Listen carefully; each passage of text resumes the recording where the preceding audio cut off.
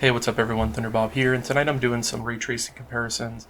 Right now this is every single setting turned up as high as possible, including the psycho settings, and this is ray tracing on, of course. This is, particularly I want you to focus on like the reflections and the light bouncing off the walls and illumination.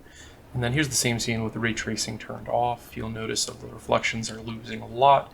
For example, the reflections of the text is just not legible any longer. A lot of the lighting is just not as, it doesn't pop quite as well. And I'm going to get into a couple of side-by-side comparisons next. This is ray tracing on, DLSS off. You'll see frames per second is very, very low here, but it is very beautiful. And I'm going to transition to the same scene with ray tracing turned off, and you can just see huge difference in the lighting in both the reflections and coming off the neon lights. Here is ray tracing on with DLSS off in full screen. This is ray tracing on with DLSS set to quality. DLSS set to balanced.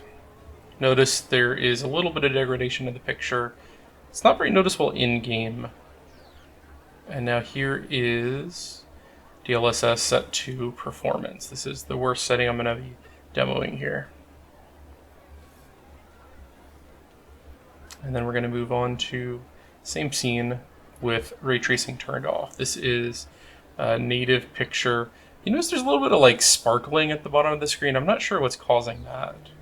Now here's the same scene, no ray tracing, DLSS set to quality.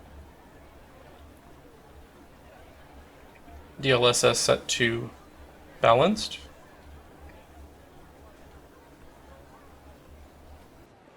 Just want to do one more kind of long comparison here. So this is DLSS turned to quality with ray tracing off.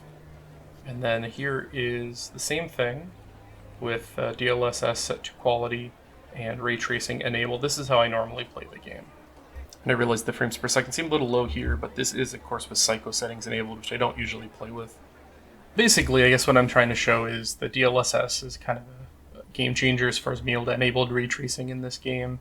I feel like it definitely adds a whole lot to the game, to the point where actually losing a little bit of picture quality through DLSS is made up for by the improved effects that you get through ray tracing. So let me know what you think. If you like this, I've got some other videos about Cyberpunk.